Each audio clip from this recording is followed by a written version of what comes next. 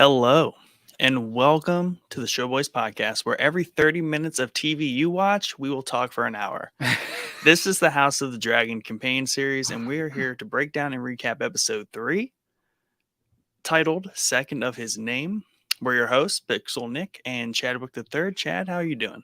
Doing great, man. Doing great. Super excited to talk about this episode. I know, people are quite excited for this episode. Yeah.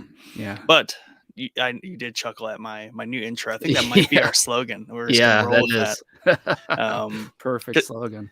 Yeah, because when we were talking about how like Mando we could squeeze by on an hour, and you're like, that's a half hour episodes. I'm like, dude, that's it. Like we have to talk an hour for every half hour of TV time. Yeah. And we gotta call out your shirt real quick. Yes. On point. What is that? Crabs? That's the crabs. Frickin' crabs, bro. R.I.P. I love it. Crab feeder. Yeah. Just plot fodder, like man. Bitch, didn't he? Yeah, plot fodder. He was kind of built up, and I think they did a good job in terms of like, hey, we're gonna like kind of build this guy up, and like now it's gonna come in half. Yeah. Spoiler. Yeah, I'm curious because I thought this dude was gonna be a little bit bigger of a character, and I think that the triarchy is a little bit bigger of a problem in the book. So maybe this is just like he's a cog in that whole wheel. That could be. I mean, the dude's clearly like going insane from grayscale. Oh yeah. So yeah, he's definitely just like a lower ranked dude, just causing havoc. I'm sure. Causing havoc, yeah. But before going too far, shout out Dad the Cap in the Discord. Link to his, I believe, SoundCloud in our description. He has updated our intro music for tonight, and I'm really digging it. Got some more layers to it. Oh yeah. Definitely bumping there.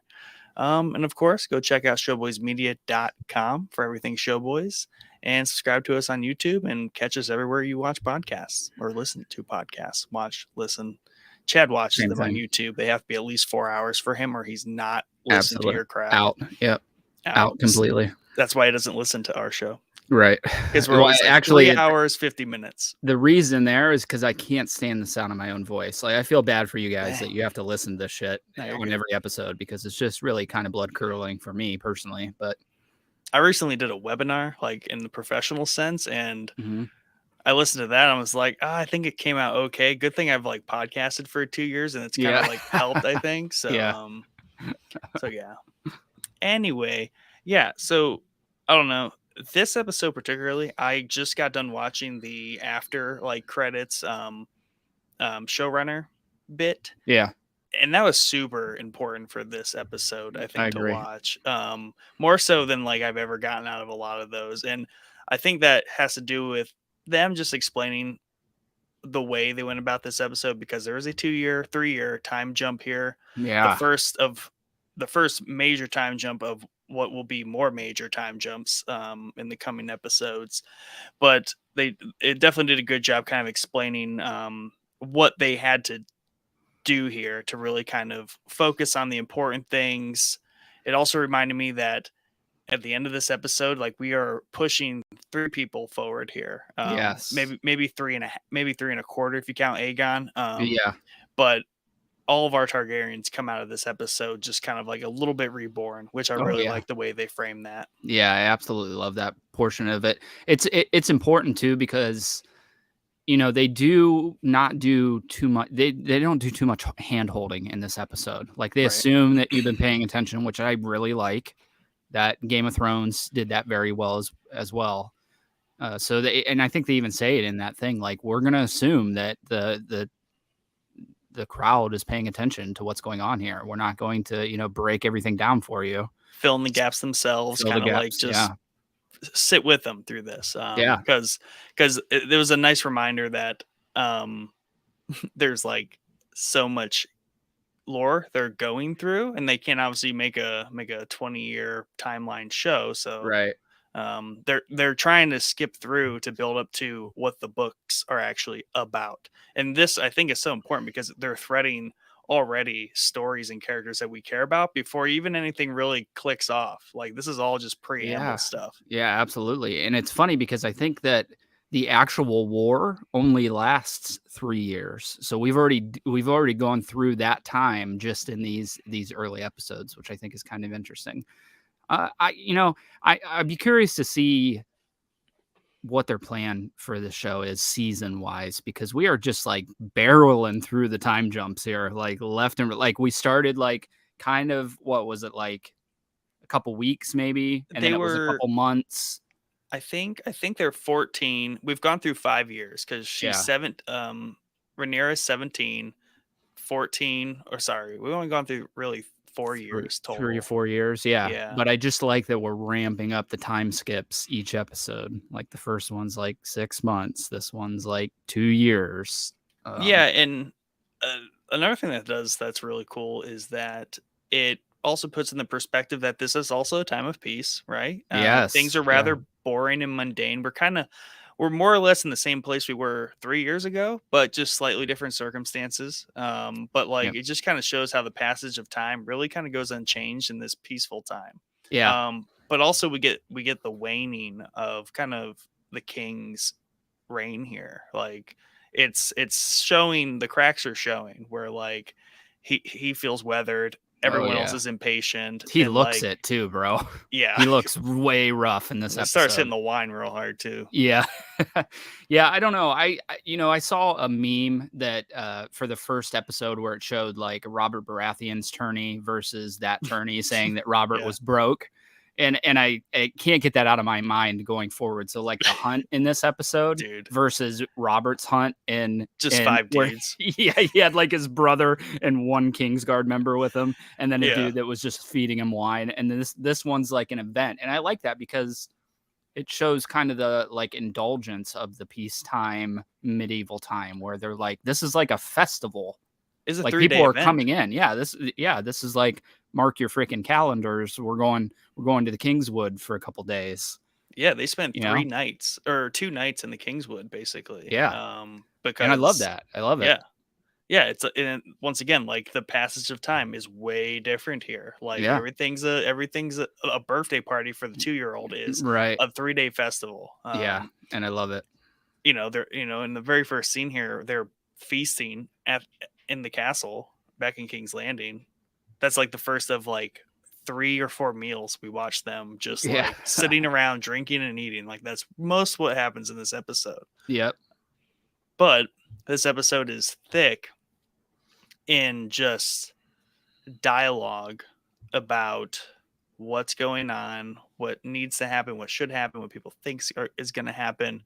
And there's really only action like in the first like 2 minutes and then the last 20 minutes. Right.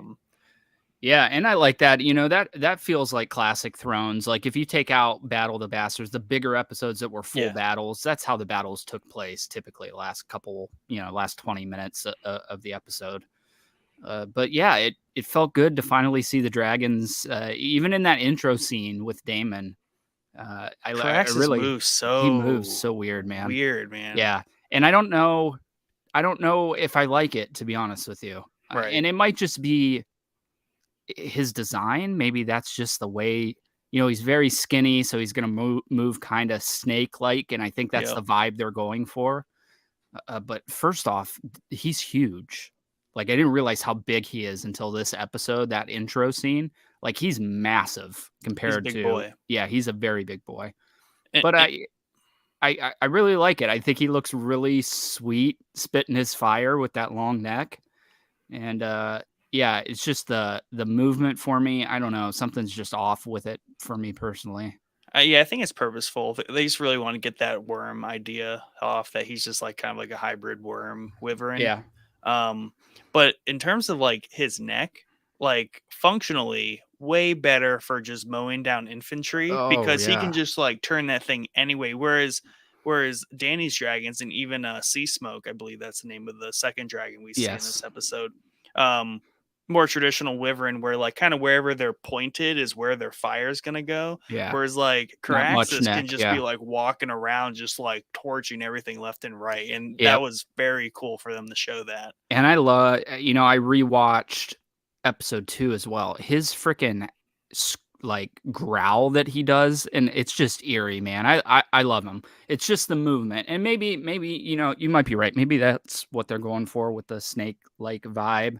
just not, it looks so different from what we've seen so far on the other dragons that it's very jarring. But that's, I think the parallel there is that Daemon is also, his rider is also very, off the books crazy. Yeah. So the dragon fits him very well, I think. Yeah, and we're used to the other dragons where they kind of like lunge and launch themselves at takeoff, and it's really his takeoffs that kind of makes Caraxes look weird. But he's also lifting off his front end of his snake, like, but then his back wings on his back legs kind of like lift his back end Right.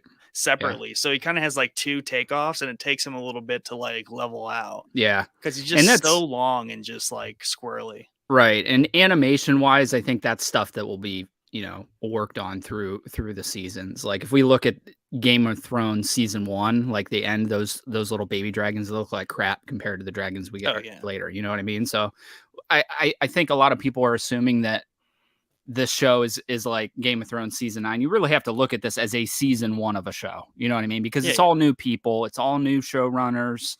There are a couple people that are back directors and that, but for the most part, I think they're working with a largely new team. So they got to, get their wheels under them with the animation of the dragons and stuff. So yeah, they'll get their feedback and they'll polish it up. Yeah. But yeah, we get a little bit closer up here of kind of like the triarchy, the war going on right in here in the Stepstones, and we get the crab feeder Prince Drahar, effectively, who or what that is, I'm not entirely sure, but he does have a name of higher stature. So it sounds like they either knew or they just figured out who he is. Because I feel like that's like one of the first times I've heard them reference him as that. So that consistently. Is yeah, that is definitely it. So it sounds like maybe they did identify who the crab feeder was, which is an interesting take. I'm kind of bummed about how the crab feeder thing ended at the end here, primarily because he was the horror element in the show. You know what I mean? He had a very horror element going on. And like we said before, he feels like a Batman villain, and I love that about him. Yeah. And I also got to think, like, do crabs eat people? Like, is that a thing? Or are they just pinching them to death, or what's going on here? No, so I believe crabs eat like meat. So like they'll eat like carcasses and stuff at the bottom of the ocean and such. So if a human carcass is just kind of there, fair game for the crabs, huh? Especially if he's like kind of, that's like a regular thing that they're fed, is just like dying humans on the beach. Like, yeah, they'll probably develop a taste for it, I'm sure. Yeah. Yeah, it's interesting. I'm curious if that's out of the book or if that was made for the show, because I did try to find some dialogue on him in the books, and it doesn't really, at least what I read, mention anything about crabs. So I don't know if that's entirely made up for the show. It might be. Maybe I just didn't read the right Wikipedia page. Right. But he definitely looks very different too. There's a picture of him in that book that I got, The World of Ice and Fire. He doesn't have grayscale by the looks of it. So I like that they changed that stuff. It just bummed the way it ended, because we're going to lose theoretically the horror element of the show with him dying. Might come back in another way. Yeah, true. Obviously he was just the teaser bad guy, teaser antagonist. Yeah. But yeah, the dude's brutal. Just nailing spikes through people's hands, kind of crucifying them on the beach for the crabs. Yes. And this didn't really land with me very well, but the way Damon's kind of like taunting like him, like just yelling off of the dragon, like it just was flat for me. Yeah, I agree. Not really impactful. And so far, like there's 2 times things are being set off of Dragonback in this episode, and it just isn't coming across correctly. I agree with you on both of those. Yeah, definitely the first one, and especially the late part that you're talking about with. Yeah. And I don't even know his name, but yeah, it's just, I mean, the dude's having a good time up on that Dragonback, but it just wasn't landing for me as well. Yeah. So yeah, Damon's just kind of taunting the crab feeder to come out and face him. Obviously, the crab feeder is not going to do that, because the point is the crab feeder and his forces are kind of fortifying themselves within these caves that obviously dragons can't really fly into. Yeah, and too deeply. It's interesting because I believe that's how the Dornish were able to withstand the dragons when they Because did we ever find out if they're? I don't think they're part of the kingdoms right now, are they? I think they're still like. I thought we discussed this. Their own kingdom, but when they resisted Aegon and his dragons, this is how it was done. Maybe not necessarily with caves, but I think it was like a hide until the dragons go away and then do whatever.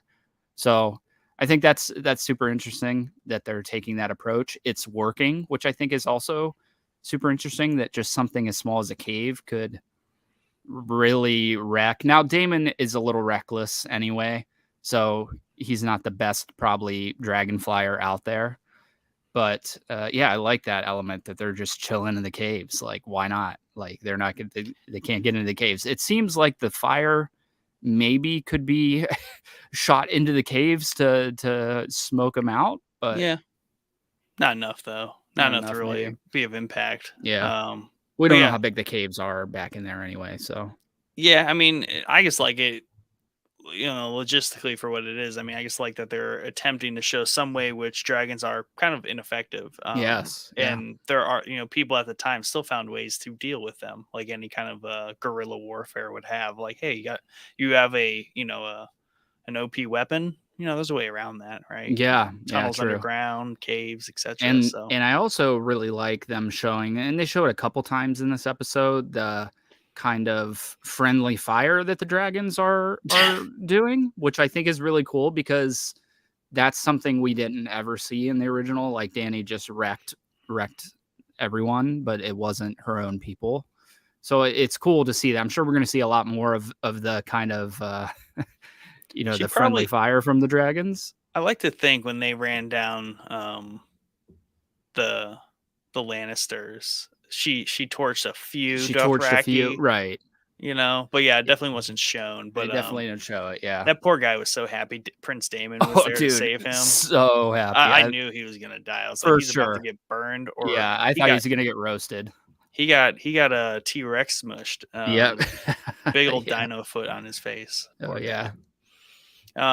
So we move into basically the first scene of the show after that nice little open.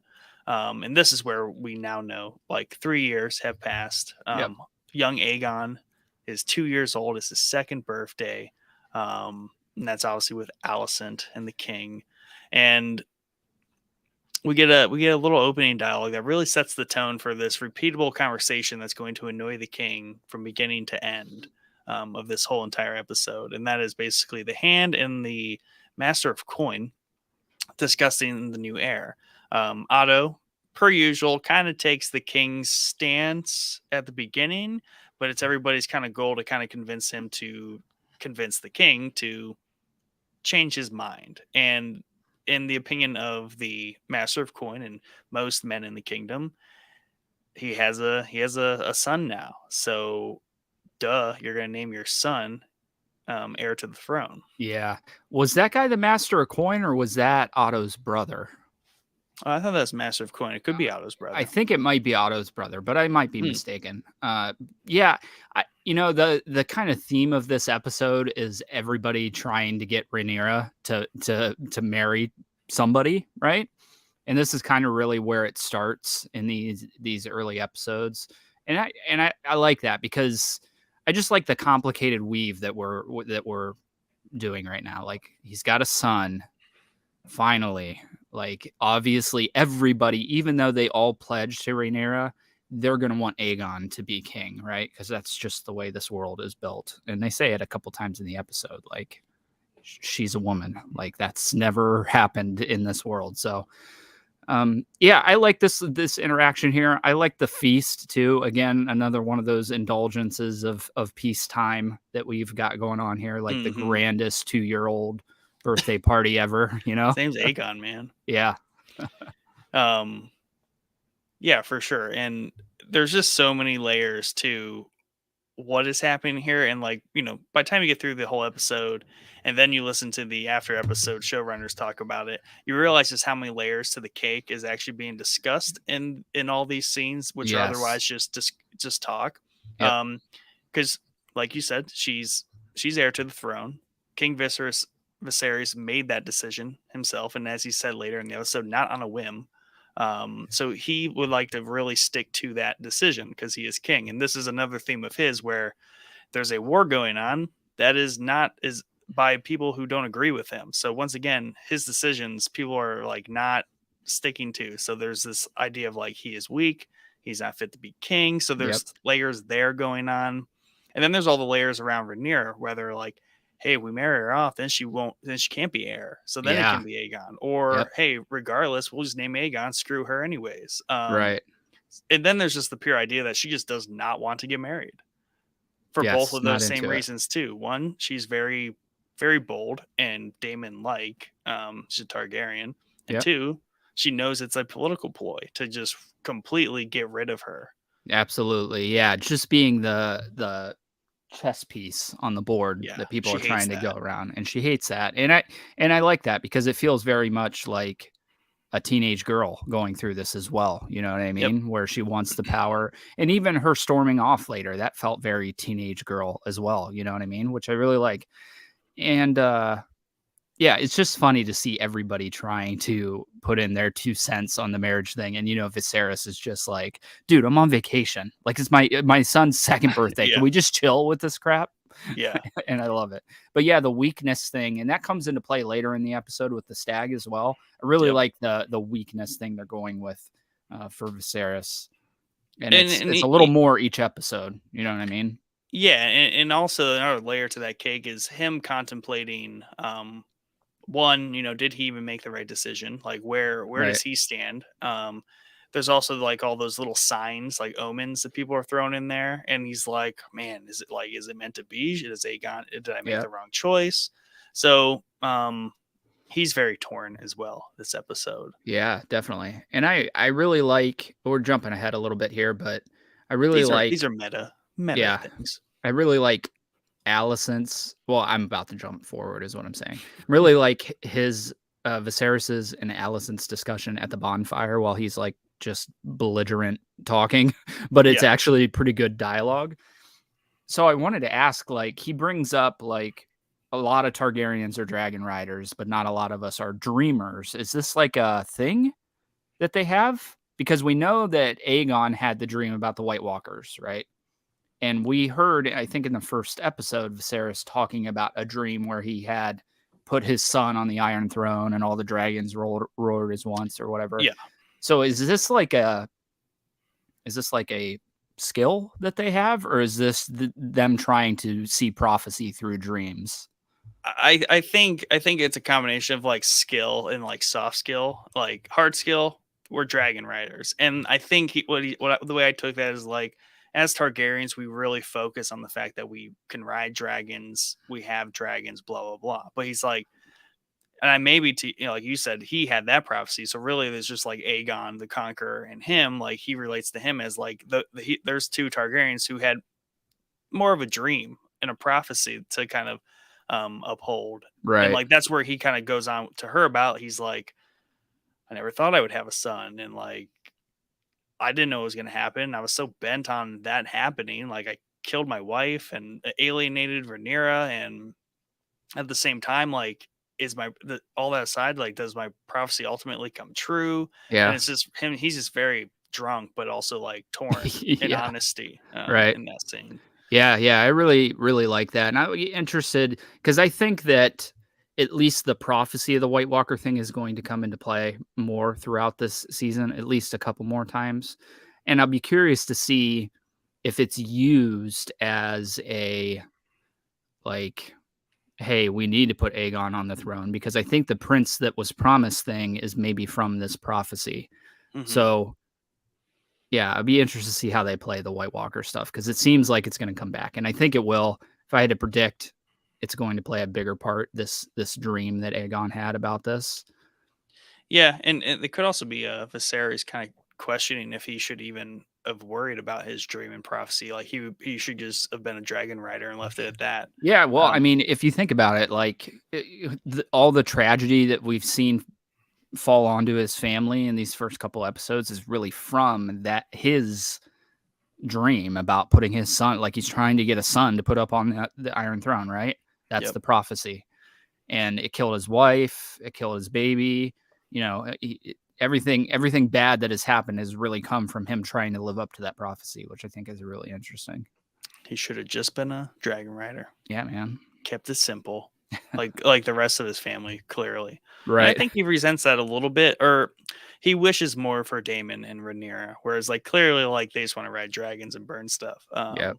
And he kind of he's the opposite. He has this dream and he's just kind of like trying to satisfy it. Yeah. But you know, the first interruption here, you know, really it's the whole bit about Rhaenyra and Aegon being heir. But like the first interruption is, you know, this, I call him an aide messenger, kind of, but like I thought this was really weird. Like that guy should have been hung. He just like rolls hot into the young heir's birthday party, going on about the stepstones. Yeah, like, well, he's a Lannister, so I think that is why that's Tywin Lannister, I think. Oh, is that his was name. Thailand. Yeah. Okay. And I think they mentioned that he's on the small council. Yep. I don't think we've seen him yet. I think there were a couple open seats maybe at the small council. So interesting. As soon as I saw the lion, you could tell obviously it was a Lannister. And then I had to turn the subtitles on because I thought they said Tywin Lannister. I was like, please don't say this dude's name is Tywin, but it's Thailand Lannister. Yeah, and I like these guys. I like the Lannisters in this episode a lot. You know, we don't see much of Thailand, but they're not cool, but they definitely strike me as young early Lannisters. Yeah, they got the Lannister vibe going on for sure. Just annoying. Yeah, and there's like I don't know if the other one, and I can't remember his name, if it's Jason. I think it's Jason Lannister. I don't know. He's got like a mixture of Tyrion and Jaime going on, like the way he's just overtly cocky about everything. Like he rolls up to Rhaenyra, like, of course she's gonna like be all over me, and she's not into it. But yeah, I like, you know, I'm happy to see Lannisters finally. I didn't know when we were gonna actually see them outside of like the tourney. So I like the ones that we got. Especially Jason. I think he feels very, very Lannister. Yeah, well, you have Jason, who's very much Jaime, and then you have Thailand, that's very much kind of like the cripple, much like Tyrion. Yeah. You know? Yep. So, or you have that dichotomy going on there. But also then again, like the king has added Thailand to the council, right? So he's one of his aides and advisors. So Lannisters are, you know, putting their roots down here. Yeah. And this is well before, obviously, we know at this point in the timeline that the Sea Snake in that house is the richest house in Westeros right now. So it is not the Lannisters like it is when we get to the original series, which I think is cool to see. I also like him bragging about Casterly Rock. I just thought it was funny. They have a tower that's taller than like the tower. In the Old Town, and I think he says something about the wall as well. Yeah, like what I was like, what are you talking about, dude? Well, I think what he's saying, it's not the tower necessarily being taller; it's the fact that Casterly Rock already sits so high up that any small tower is going to be technically taller. You know what I mean? This makes sense. Makes sense. But yeah, so he's pestering the king about the war. He doesn't want to talk about it.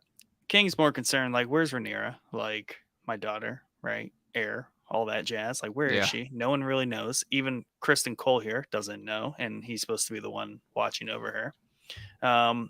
And this is a cool scene where we're back in the Godswood, and this is, like you said, very teenage-like, which I like. Instead of dealing with the formalities and all the annoying formalities of what's going on, she's reading in the Godswood under a tree with the royal bard playing her the same song over and over again.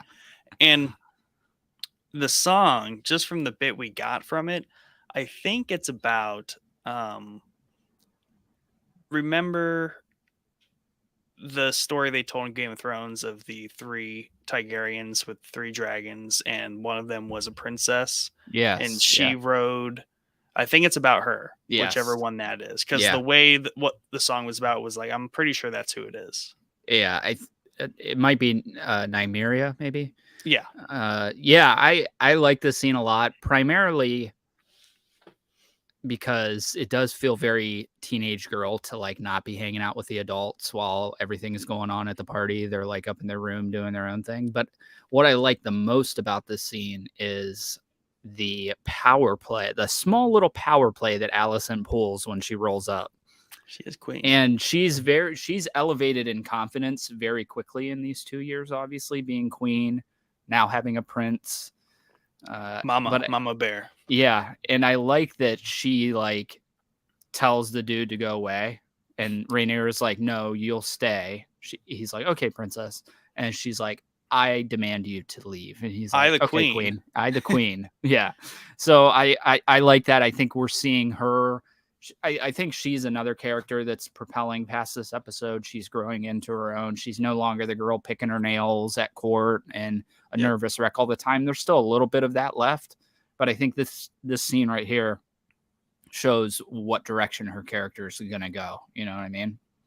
Yeah, and we also have the pivot here where they're former best friends, very teenage like former best friend vibe going on here. Yeah. Like we'll get along because we have to, but at the end of the day, like you still married my dad. Yeah, it's awkward. Yeah, and you're now my stepmother. Like a lot of layers here. Right. And this is the first of many times Rhaenyra kind of does kind of like a snooty kind of, does the king demand, like, is the king wish that I show up, then I will come. Yeah. Right? Like, oh, it's a formal request, then I must come. Why? Because it's just how things work. Because I'm reminded all the time that things work a certain way, and I have to do things. Yeah.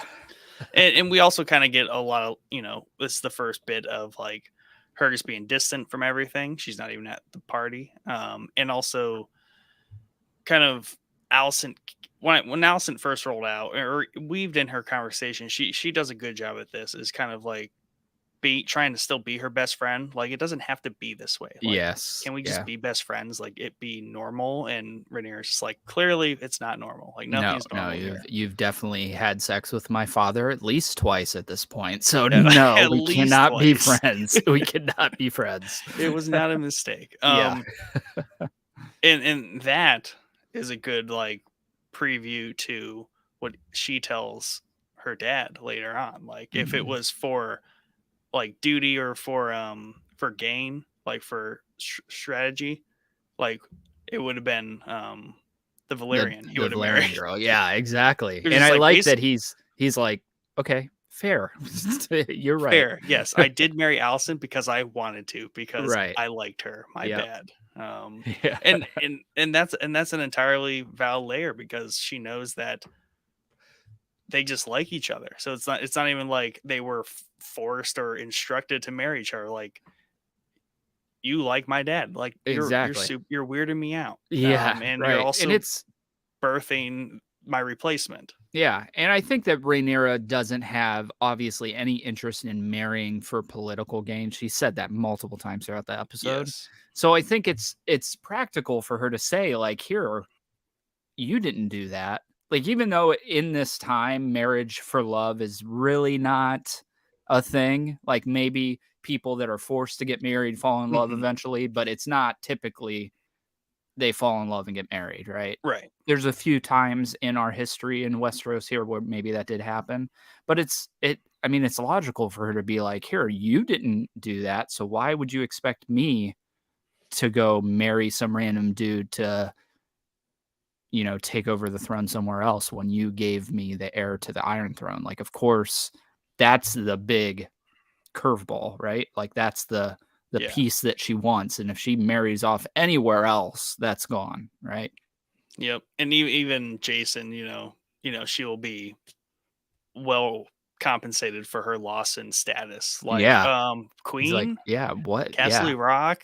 Right. Yeah. Not the same. And I like he takes a little bit of offense too, because I think he says, like, we would love to strengthen the throne, and he's like, do we need strengthened? Like, yeah, right. Yeah. And he's like, well, I don't have any dragons to offer or whatever. So yeah, I don't know. I think Viserys at this point in the episode, he's already kind of getting a little drunk because of everything going on. and then everybody's just coming up and slowly like sticking their knives in him one by one. You know what I mean? And I think he even freaks out at Otto for doing that as well. Yes.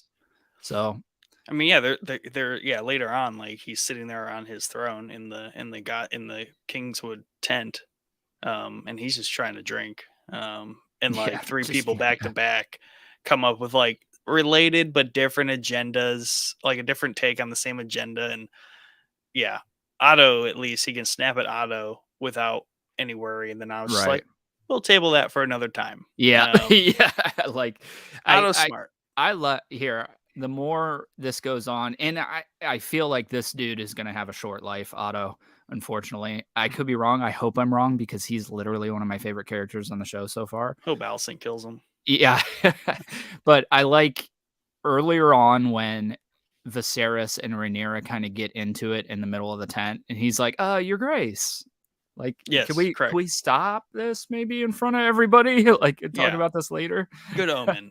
Yeah. Good omens are seen. So I like that. And then I like when he gets yelled at by Viserys later on. He's like, okay, we'll talk about it later. Yeah. He's just got the little finger vibe going on, man. Oh, yeah. Dig it.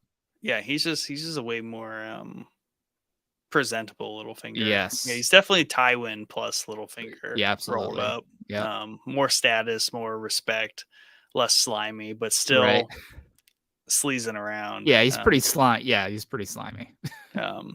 But yeah, so they ride off. So obviously Rhaenyra obliges, comes, joins them, and then we get a little bit of a carriage ride. Basically, Rhaenyra says how she doesn't like children. Yeah, screaming like dying boars remind her like of children or whatever. Right. So just kind of like back and forth there, and this is kind of that whole like, you need to get married. I don't want to get married, and this happens like 3 times throughout the episode. So they show up to the camp in the Kingswood.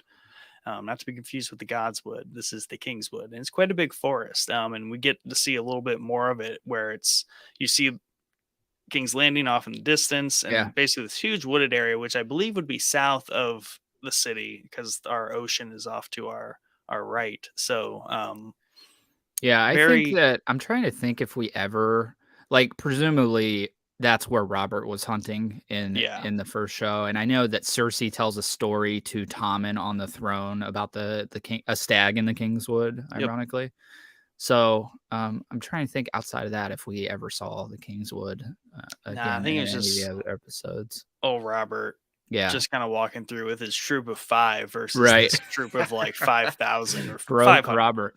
But I will say Viserys has got a little bit of a Robert vibe going on this episode, primarily because of the drinking. Definitely. But he's giving major Robert vibes. Well, I mean, at the same time, Robert had the same complaint. What was because this is what Viserys said to Alicent when later on, after by the fire, basically that, I'm going to make one person happy, piss off like 10 other people. And that was Robert's thing too. He's like, it's just like a nonstop. Like, you do this, it makes someone happy. This pisses off these people. And there's very big Robert vibes going on here. And it's basically that waning kingship, right? Yes. It's just kind of the state of things when you are a king that's just under pressure. You're not really in a strong position. Robert was not in a strong position. Everyone knew he was gluttonous, whoring, and drunk all the time. Yep. And he was really about done with it. Oh yeah, for sure. Yeah, I think the thing with Robert is like his, and I think he even says it in the show, like his purpose died with the Mad King. You know what I mean? Like he didn't really even have. He didn't want to be king. He didn't want to be king, right? And I think I almost get that from Viserys as well a little bit. Yeah, he didn't want to be king. He doesn't seem in that 101 council, the opening to this show, he doesn't seem ecstatic that he just won. You know what I mean? He gives like a little smirk, but I don't know that he really even wanted this to begin with. I mean, him being the good peacetime king he is, I believe in his eyes in that scene that we saw was he was more worried that crap, I'm king, my cousin's pissed, her husband's pissed, like this is just causing problems. Right. But it is the way things are. so I have to accept my duty. Because even he says in this episode, he is not above duty. And he says that to Rhaenyra when she's basically, I don't want to get married. This is that yelling match they got into in the middle Yeah. of the tent. And he's like, even I am not above duty. And Yeah. she thinks she's above that duty. And that's one thing that he swears up and down. Which is understandable for a teenage girl who was named heir to the most powerful seat in the realm. You know what I mean? You would think that she would understand that as she is now above duty because she has a duty, and that's to inherit the Iron Throne one day. It's true. That is her duty. That's what she sees as what she must do. Right. Everything else besides that. Yeah. But he makes good points in a later conversation in regards to you need to marry, not for like a man or anything like that, but like to have a family, to multiply, to strengthen your claim, to strengthen your line. And this is something that she needs to grow into, and like he's trying, this is what he wishes that she would have more practical understanding of like why she needs to do things. Yeah. Right. Because she doesn't have that political prowess quite yet, if at all. No. She mostly is Daemon, and she exerts strength and determination. Like if she shows up, she does what she just wants to do, and that's how she portrays her strength, just like Daemon does. Through pure will, that's how they accomplish things. Absolutely. Yeah.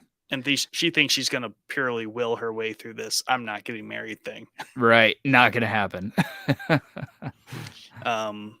One scene I did like in this greater like tent camp montage was when she kind of rolls in. This is very early on when she rolls into the main tent, and all the women are kind of like gathered, and she's also just kind of wandering through the tent. This is where like Jason eyes her up from by the king, and she's just kind of like, I totally relate to this because this is definitely me sometimes at events where I'm just like, I'm here, I don't want to talk to anyone, I'm just gonna like, that's I'm me, gonna be visible just to be like, I was here, everyone. But like, I'm not talking to anyone. Right.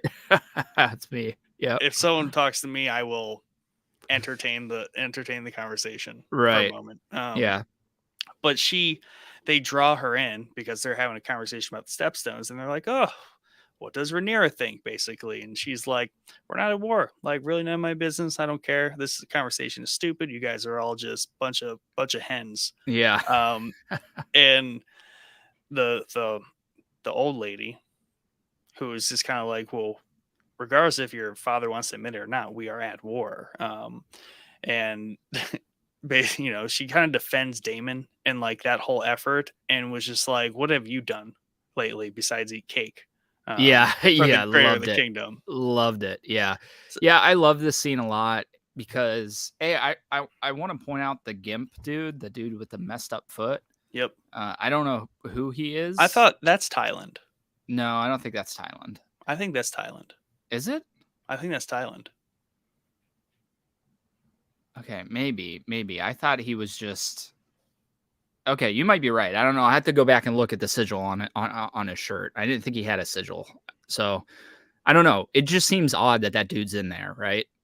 Like he's in there with the gossiping.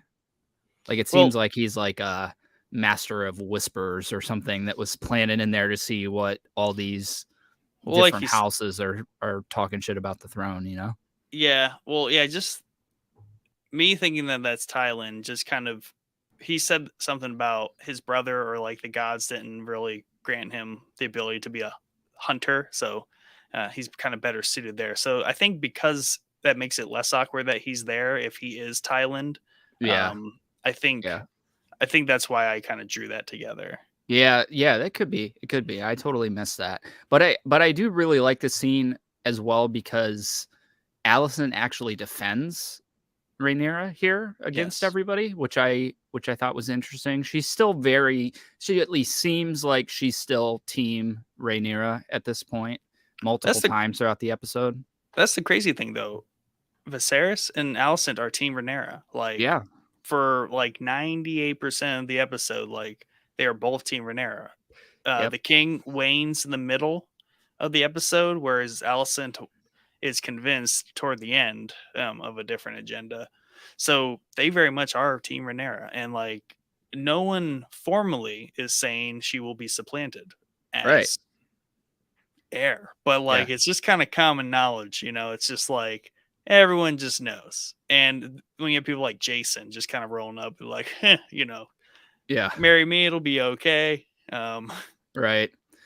Yeah, I like this because we don't see we rarely see. We got a little bit of it, I think, at the tournament, like the gossiping going on. But I like seeing all the like old women sitting around eating cake and gossiping about the war and that kind of stuff. Yeah, and it's always funny when you see like that group gossiping about like the war and like all that kind of stuff. And Rhaenyra has a really good take on this. Like, all right, we're sitting around just eating cake, talking about our illusions of what should be done about the war and the Stepstones. Whereas like Damon and like a bunch of other people are like dying out there. Right. Yeah.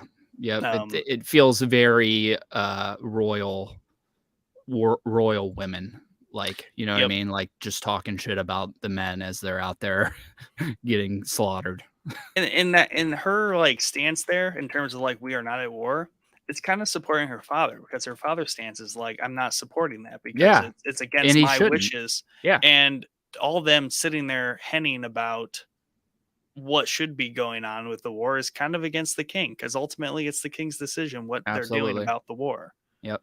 So why are we talking about this? And it just shows like how much she does not care about like all this weird political intrigue and all this just like small talk and like formalities. Yep. She's kind of disgusted by the entire like, what are we doing for 3 days? You know, like Yeah, not into it. Teenage girl in it up all the way. And she's like, this is just a big party about how am I not going to be heir? Right. Yeah. Yeah. So and Jason, you know, has his awkward proposal. Like he didn't even propose to her. He's just like, hey, you know, be my wife. Right. And I'll build you a dragon pit. Yeah, I'll build you a dragon pit. It'll be great. You know, taste this wine that we made in Lannisport. Like everything's just Lannister. Absolutely. And she's even like, I could tell by all the lions. Yeah. I love it. Which is true because they just rock like the Targaryen symbol like once somewhere. And like that's it. But like Lannisters are like lion. We get it. You're wearing red. There's some gold. You have lions on your armor. We know who you are. Yeah. You also look the part too. Absolutely. And he plays the part too. Like he just feels very much like a Lannister to me. I don't know what it is. I don't know. Like I said, I think it's like cockiness as he's talking to Rhaenyra, you know? Yeah. So yeah, and she's really put out by that whole thing anyways. And she was just like, really? My dad? Like, because obviously she knew her dad was behind that. So that's where she confronts her dad. They have the little yelling match. But she storms out of there. And just like books it teenage girl style, like you said, out of the camp. Yep. Kristen Cole's like, I need to follow you. Come back. So this was cool in that he chases her down, stops her. I was just like enraged, just kind of just like running, galloping with the horse, and he stops her. She didn't really have an issue with that. Like she just wanted to be away. And this I think those two are vibing a little bit, I think. Yeah, and that's what they really wanted to show is because like instead he's like, shall we go back? She's like, let's just like kind of have a walk, right? Let's just walk and talk. And they kind of the way I took it is like this walk deeper into the woods. Yeah. In the wrong direction that they ought to be going. Yeah.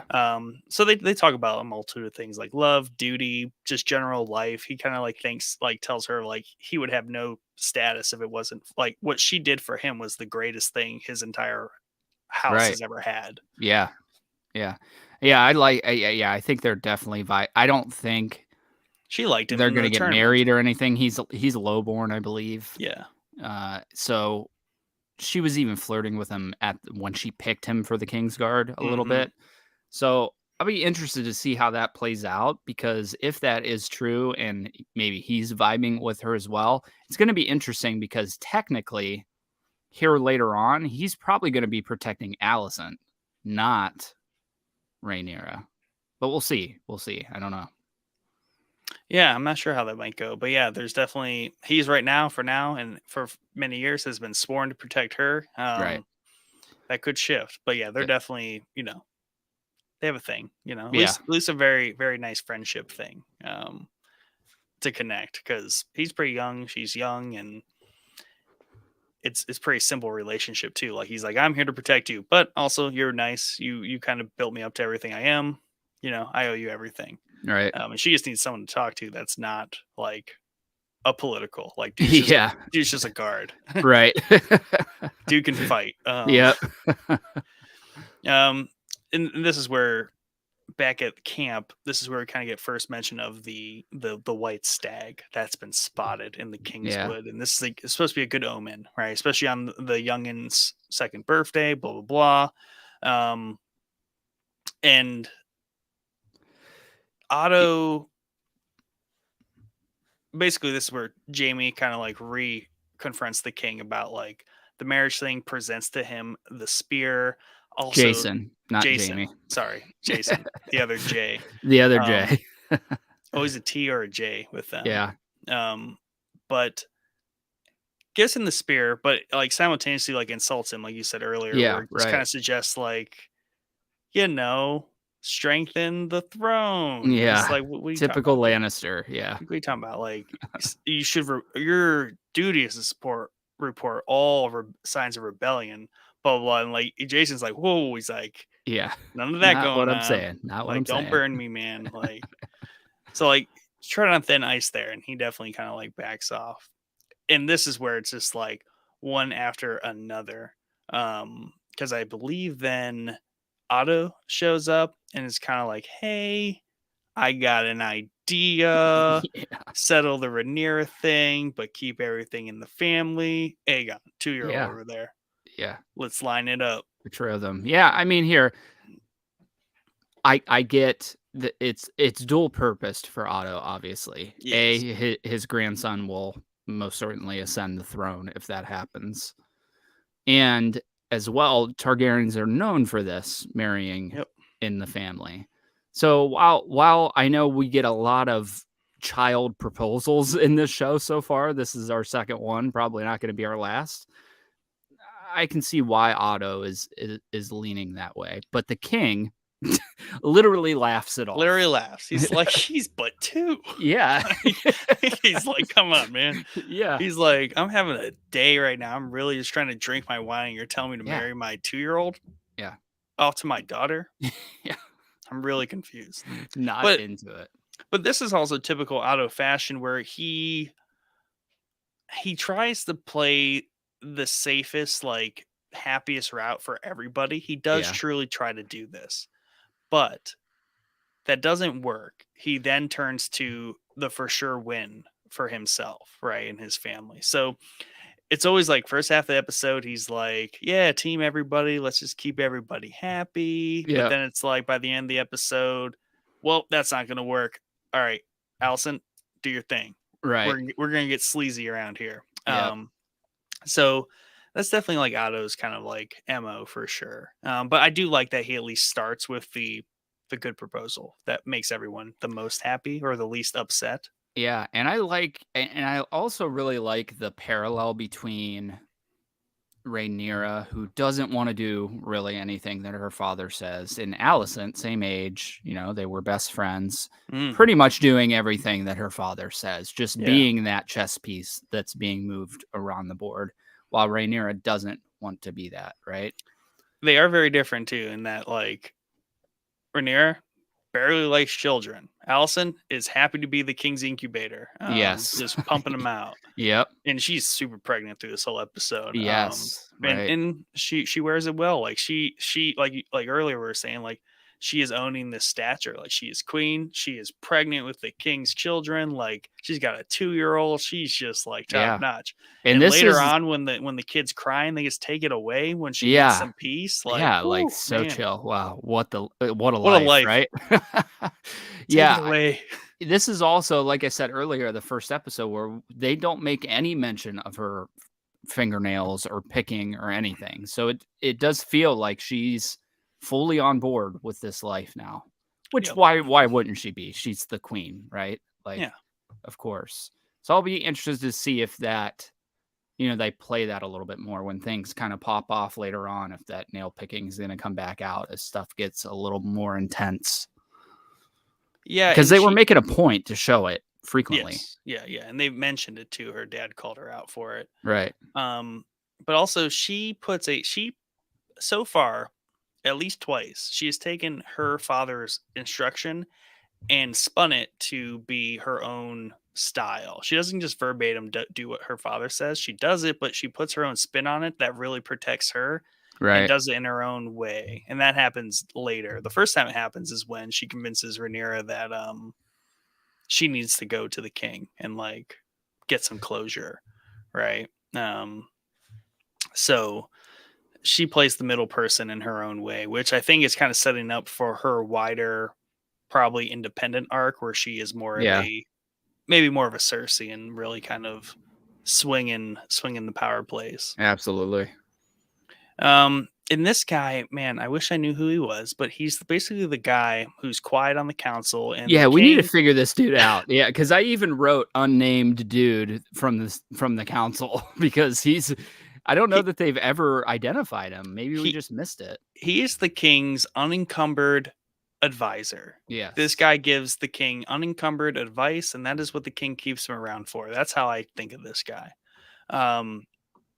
And I think this is the only reason why he lived, and the king entertained Didn't this freak out. conversation as Yeah. like conversation number 3.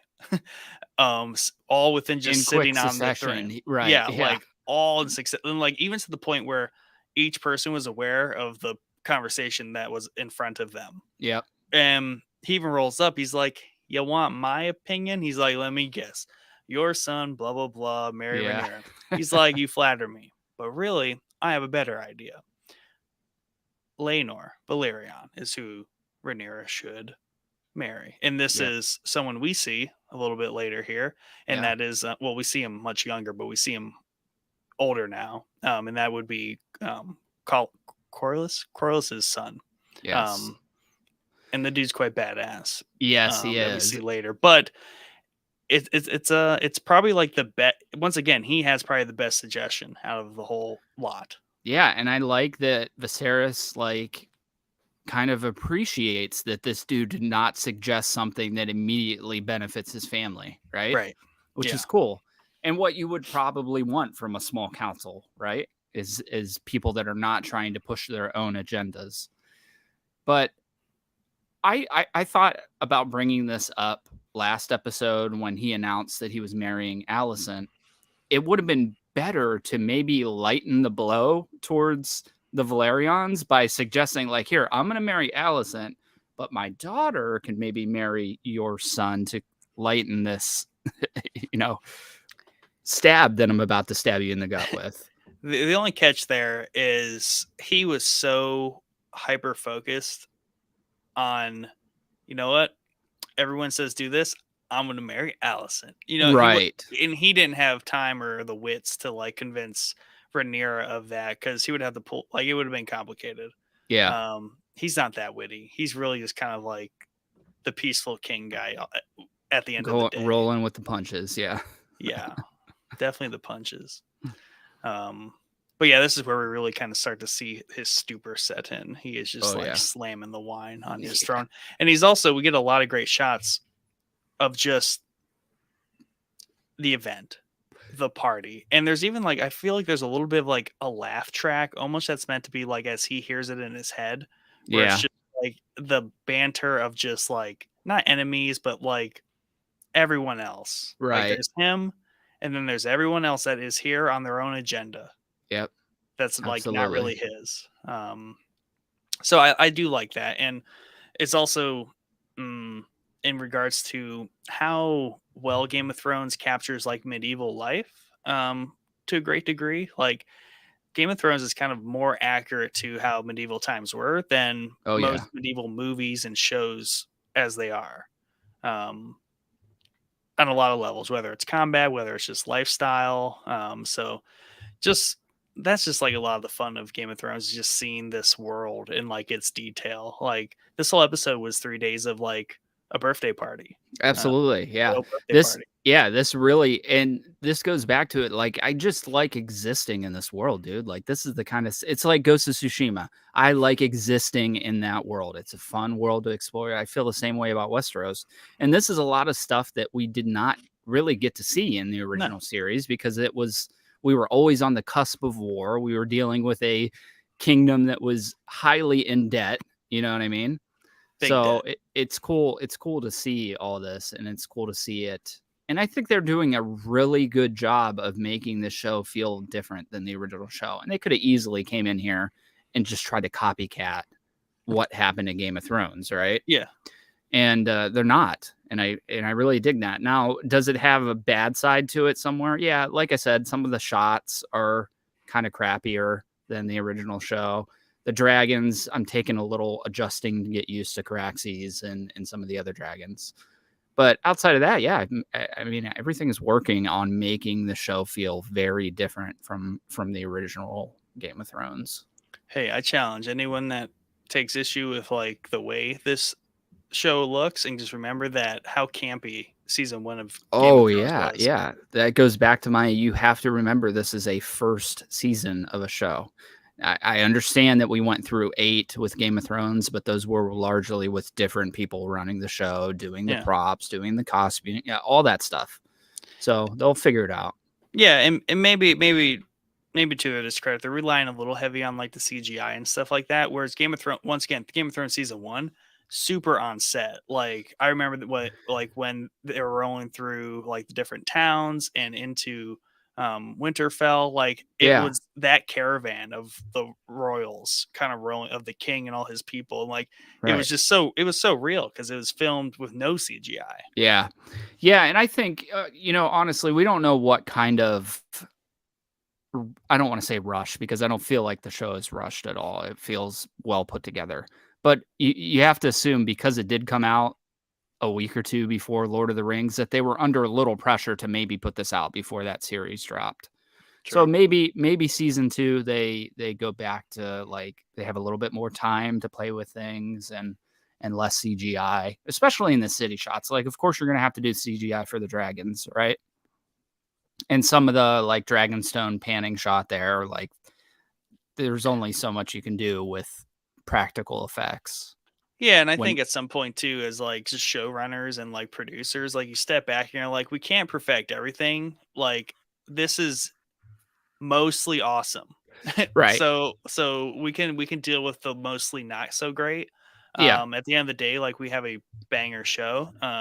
It'll never come out if we make it perfect, and we're gonna mess something else up. So at some point, you just have to put it out there. Absolutely, yeah. So I'll be curious to see like the shift, if there is one. Maybe they stick with the way they're doing it now for season 2. The only thing that I think needs a little bit of working is the score. In some of these scenes, it's not hitting as powerfully as it did in the original series. You know what I mean? I don't even think there's a score sometimes. Yeah, I mean, do you feel like I felt like the music and sound effects could have been a little better in the battle scene at the end of this. Like, it didn't have that punch that Thrones did.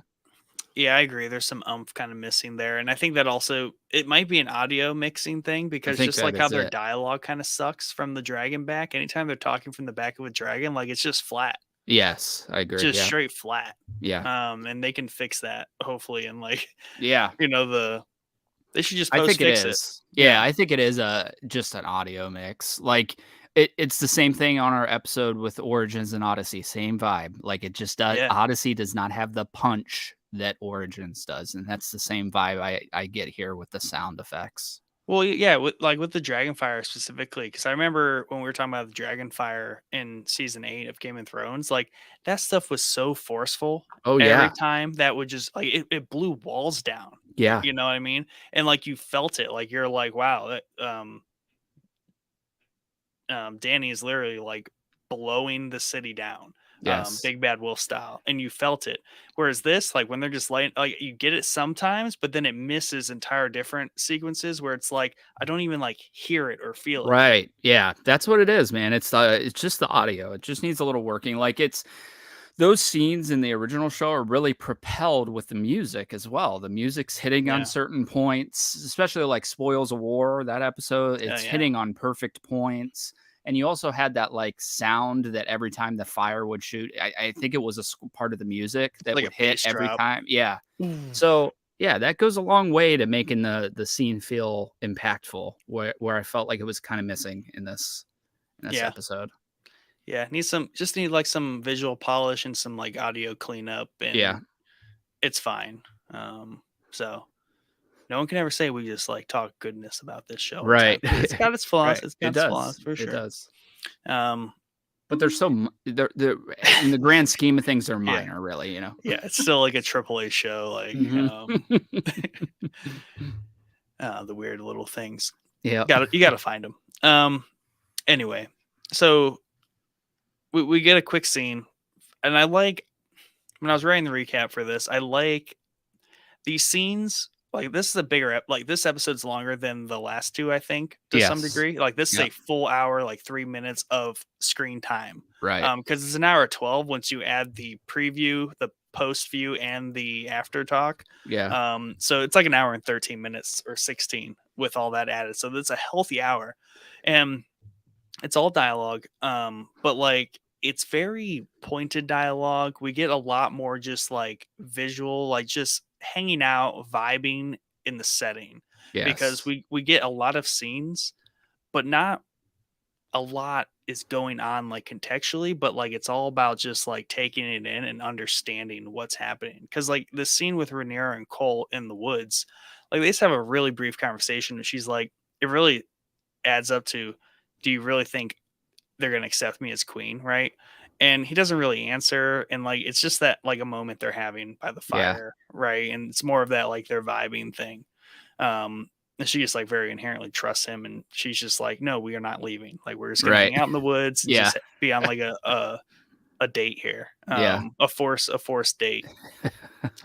But a boar attacks, knocks Cole clean into the air, which I thought was well done. I mean, I felt like a boar attacked them. Yeah, I agree. Wyatt then just like decided to like mount and like assault her. I'm not quite sure. But he runs it through, and then it's still alive, and she kind of lets out some rage and just stabs it to death. Absolutely, yeah. It gets bloody in the process, and that's really the sum of it. But it comes in later, for sure, as just like a nice little element. But I like how that was just a very clean, concise scene. It didn't have like any extras in it. Nope. And you got everything you needed to from it. Yeah, it was great. It was just a nice little action sequence to break up the dialogue, you know what I mean? Right. As small as it was. And it's cool to see that, because she doesn't really show any kind of rage at this point, right? Or any kind of anger. Maybe a little bit of anger, but no physical anger. You know, I mean, the king lashes out at her more than she lashes out at him. She's very reserved in the past, in this episode. So you can assume in the past 2 years she's just sealed herself off. She just kind of like emotionally just like seals herself off. Yeah. So I like that it comes spilling out on the boar. You know, we see a little bit of the rage coming out because she does stab it like 37 times. So yeah. And then we get another fire scene here, and this is where the king's wasted and he's talking to Alicent.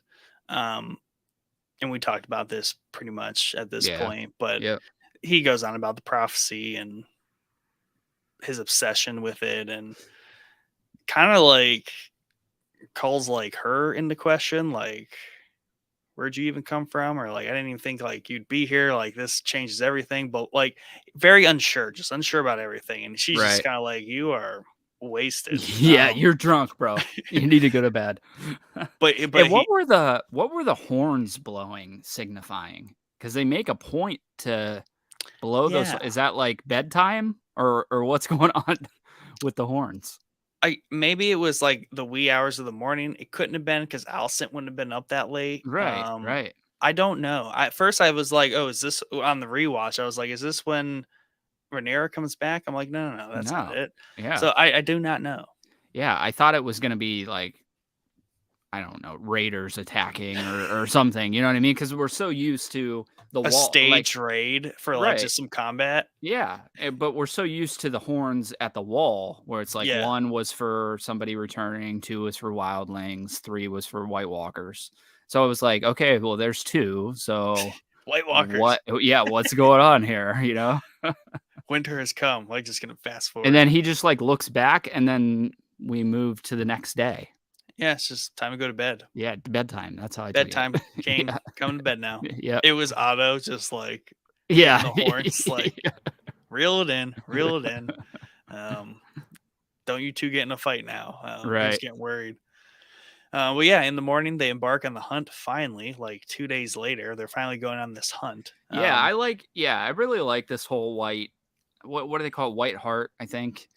Yeah. So they say earlier, because we hear a little bit of dialogue on this creature, which is like seemingly a legendary stag out in the King's Woods that may exist, may not. But when they go to first meet up with the hunting team, where he's like checking the droppings to see how fresh they are, he says that before dragons ruled over Westeros, the White Hart was a symbol of royalty in these lands. Okay, so this is like the thing to kill probably on a royal hunt, right? And I don't even know if I don't even know if they see it, if they think it's just like a legend and they might be on its trail, or I think they said it earlier, so like it was spotted, like someone had spotted it. Yeah. So I like when we go back here during this scene that we're talking about, and it's not white. I don't know if anybody noticed that on the hunting team. This thing's not white, or if they just gave up. Did they say? Yeah, I think I just took it as like it just wasn't white. Like that's just not what they found in the hunt. Like this was the sum of it, and they just didn't get that one. Right. Whether or not they thought that was the one and they were just like, it's not white, like we were misinformed, or they just maybe by like a certain hour they had to be like, all right, we need something. Yeah, right. We need something for the king to kill. But I do really like this. This is a big showing the weakness of a Viserys scene, I think, through and through, because they have this stag like tied down. They're all holding it. You can't move at all, barely. And they tell Viserys, like, here, hit him right here and you'll kill him. Okay. He takes the first spear that Jason, the spear that Jason gave him earlier, and stabs and misses the kill shot and has to go back in. And even the guy's like, no, just a little bit over that way, King. Yeah. So I like that it showed like he cannot even kill a stag that's being held down for him to kill. Right. Yeah. Well, I think it was more common practice in medieval times for like royalty, like at this point of indulgence where it's like they don't actually hunt. Yeah, I'm sure. But yeah, definitely the failed spearing on the first one. Exactly. That's what I'm talking about primarily. But I did like the little bit that they kind of were like the idea that he could be relieved that it is not the white stag, which is not the omen for Aegon to be heir, all that jazz. Like he was both like relieved, but also like disappointed. So like relieved that I was like, okay, maybe the whole omen thing and me questioning whether or not Rhaenyra should be heir, good. Maybe I didn't make the right choice. Right. But at the same time, disappointing because he's like, well, crap. He's like, just bad omen. And then I messed it up because I didn't even kill on the first one. Everyone's just kind of watching like, like, ooh, not good. Yeah. But to be fair, dude is well hungover from his bender the night before. And I he's love even kind of like, he's not walking like he's not in himself at this point. And I did really like his his phrase, the gods have punished me because he's hungover the next day. I thought that was funny. But I did pick up here when he's hitting the spear. I was like, I'm pretty sure his pinkies are missing because the glove is sticking straight out on those two fingers. And we do see that later on that those two fingers have been cut off. But you can definitely see it. And that's a cool touch because they could have totally avoided showing that in that scene, but you can tell that he doesn't have fingers in those. Good catch. He's literally withering away. Like, everyone knows it. He knows it. Like it's the end of his time. Absolutely. And it's caused by cuts from the throne. So you know what I mean? He's being killed by a chair. So a chair. He's lucky that tied down stag didn't kill him. You're right. And hey, that's Robert would still be alive, maybe, you know, if he didn't go on hunting parties, just 5 people and do it Right. himself. Yeah. Basically what Rhaenyra and Cole ran into is what Robert ran into, just a wild boar Wild boar. that Yeah, just like absolutely killed him. gutted him. Yep.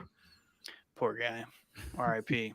Um, but I like that, like, ultimate, like, summation of this entire festivities and, like, very weak moment for the king and Yeah. everyone kind of watching. Did you kind of Pivot. think the stag was going to kill him? No. No. I'm waiting because he's got to die at some I'm point. waiting for him to It's die. just waiting for it. I'm You look waiting like a for it. dead character to me. Yep. So then we're atop a hill of Cole and Rhaenyra looking over at the camp. They're making their way back finally with the boar that they kept. And the white stag pops out and is like, "What's up?" Yeah. And Cole kind of draws his sword to like attack it. She's just like, "No, No, like don't don't." do it. And then it Yep. runs away. Once again, very nice, clean scene. Right, we got everything we need to from that. And the power move of all that little side venture is it's like I would say like 10 a.m. because they did the whole stag thing with the king like really early morning. Yeah. Now it's like brunch time. Yeah. Everyone's outside eating, and here comes a bloody Rhaenyra. Blood on her face, blood in her hair, dead boar being trailed behind, just strolling through camp, And and she's everyone's got some just like, confidence too. Yeah.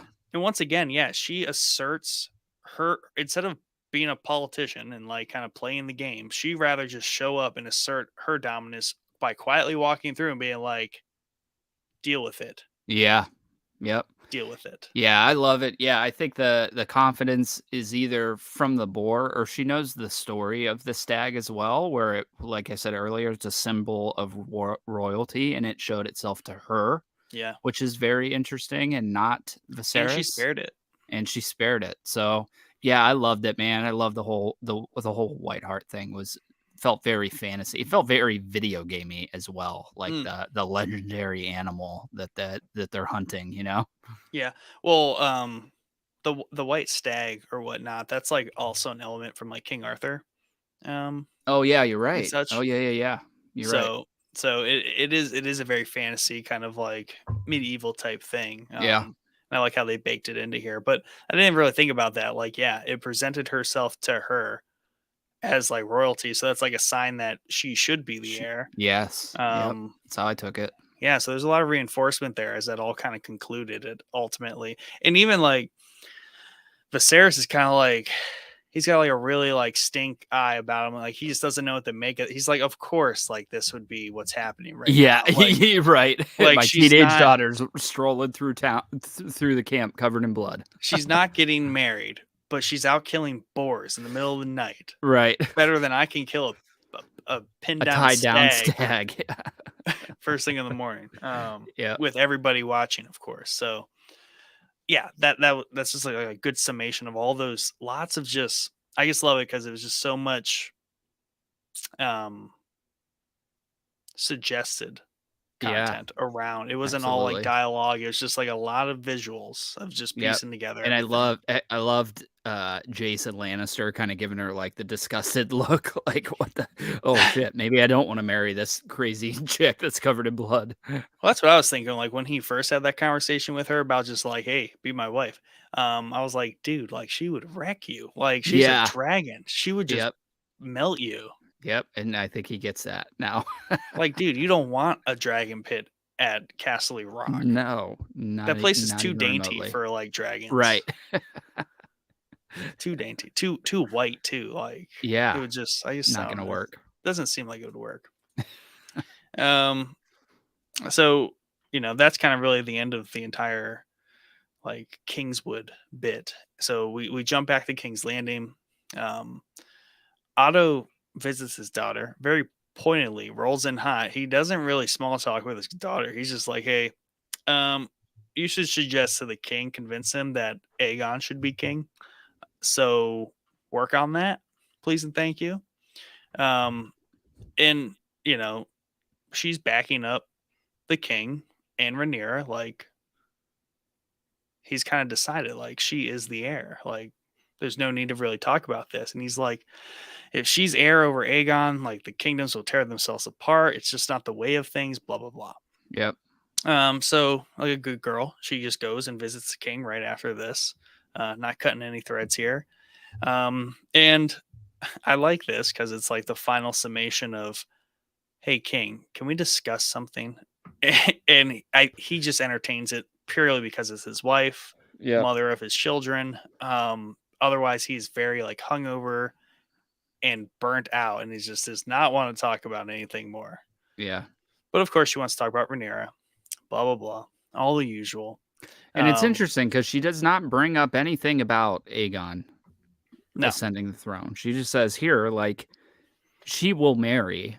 She just has to believe that she is the one making the decision, right? Yep. And I thought that was cool. That she played it that way. Yeah, and she plants that idea in his head, much like how she planned that idea in episode 1 to like go, or episode 2 to go talk to her father instead of waiting for him to come to her. So she plays this more sensitive, little fingerish kind of like role where she definitely plays to people's feelings and just sentiment a little bit more than like her father would. So she plays a longer game than her dad, or maybe her dad expects her to play a more sensitive role, and maybe he understands that about her. But she definitely, like you said, didn't even mention Aegon, but was like, hey, first things first, we need to figure out how we marry Rhaenyra to someone, because she needs something else to think about other than just brooding over the fact that she might not be heir. Right. So she's very smart in that capacity. Yeah, I agree. Yeah. So I thought this was cool because she sees the letter on the table and she kind of pries into that. She's like, what's that? He's like, oh, a letter from what's his name? Laenor Velaryon. So Laenor Velaryon basically sent a letter to the king, was like, hey, we need help. No one else around here is going to ask for help, but I'm clearly I'm the smartest person here. Yeah. I think the most clearly out of everyone, apparently, and we could use some help. We're not winning. And the king's kind of like still set on his very straightforward thinking of like, this war is like unsanctioned. It's against my will. It's because of things that I decided that people didn't like. But she reads it and she's like, dude, this is a plea for help. Like, that's what it is. Yeah. And he kind of like, he's complicating it. And she's like, let's ask a different question. Is it better if the crab feeder thrives or gets defeated? Easy answer there, right? Right. Yeah. So I like that she broke it down, was like, okay, all the nonsense aside, what needs to happen here? And that kind of gets through to him.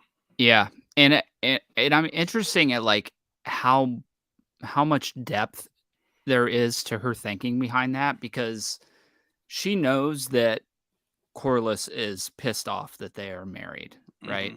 And I'm wondering if she's like, here, we should send help so that it's like a good favor that we did for him when he comes back, and doesn't want to take maybe Rhaenyra's side in all of this because he's pissed off at me because I married the king and not his daughter, right? Or at least I'll give them one more reason to do so. Right. So I don't know. I want to say that she's playing the long game with that there. It's not just a quick suggestion of like, let's just kill the crab feeder. I think it's more, let's do this because it might help us in the long run later down the road. It also makes me think that's a very old town way of thinking, right? They kind of like a maester would think, right? Where it's like, let's not do more damage to the situation. Let's just try to help everyone in the situation, right? That's kind of even what Otto does at first. Yeah. Right? And that's definitely what she does. She's like, well, instead of just like letting them to die and like fail, let's just all agree that at least the crown, the kingdoms need to win. Yes. So right. Let's just do that. Yeah. And yeah, that's like kind of like her thinking there. And he listens to his girlfriend because she's young and pretty, I guess. I'm not sure. They read books together and talk about Valyria. But yeah, I'm glad that got through to him, because I do like this, even though it kind of shows how easily he's manipulated. In the very next scene in the small council room, he, even when he tells Rhaenyra, like, you have to get married, but it can be of your choosing. He basically recites what like he was just told, and then he sends Absolutely. troops off to help in the Stepstones. Like, he's so easily manipulated. Oh yeah, Even definitely. though it's for like good cause, like not that Allison's like overtly doing anything like negative to manipulate him, but he shows up the next day after just being like completely depleted of like any confidence and strength. And then like all Yeah. of a sudden next morning he's like, let's do all this stuff my wife just said. Yeah. Yeah, he is definitely very easily manipulated, and you see that. Well, just by the high towers. you see that, yeah, most certainly by the high towers, but you do see that he pushes back on it a little bit throughout the episode as well with all the marriage proposals, right? Like those could have been easy moments for him to be easily persuaded one way or the other, and he's just not into it. And I think he's literally becoming Robert. You know what I mean? He's like just done with this shit. Like he's over it. Yeah. Okay, so he can still discern between like, bad idea, bad idea. He's basically waiting for someone to tell him the good idea. Right. And maybe like he might know the right thing to do, but he does not have the will to make that decision himself. Yes. Absolutely. Same thing he did in the last episode, where he basically was looking for the one person to be like, marry Alicent, or like, don't, you know what I mean? Like, don't marry the Valyrian girl.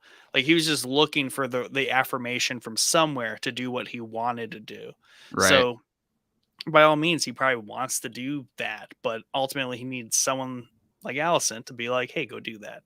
Yep. Um, yeah, he's just, there's just so many layers to like his like suggested weakness.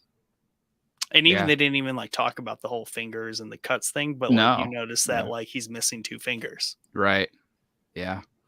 So if you had to guess, because here we're under the assumption that he's dying, right? At some point sooner rather than later, because we can't have a war over succession if he's still on the throne, right? Doesn't make Yeah. sense.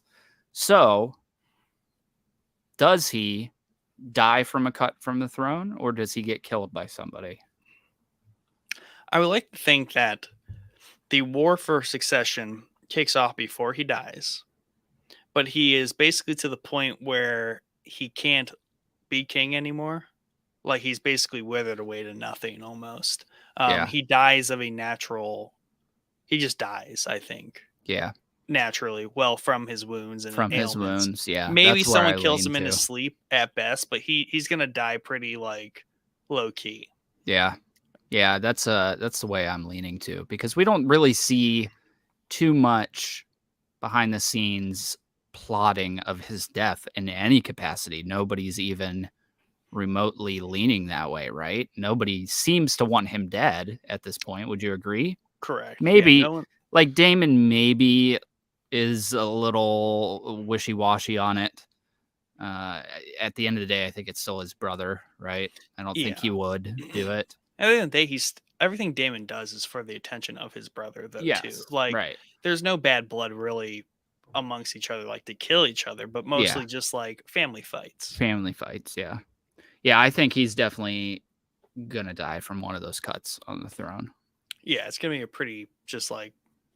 But the war has already started. I would like to think, just because like it's gonna be clearer that some succession has to happen, and someone's gonna get in their head like, oh, it's definitely me before it's like time.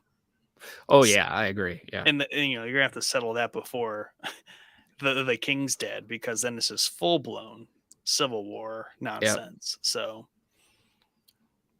we shall see. But yeah, I think he's gonna die from weakness basically. Yeah, I think so too. Throne's gonna kill him. Wasn't fit.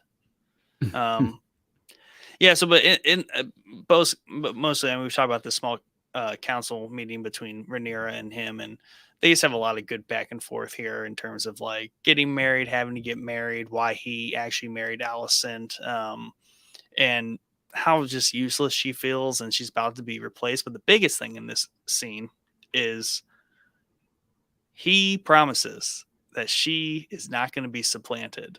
He wavered Yes. once, but he is dead set on it now. She is heir, period. Right.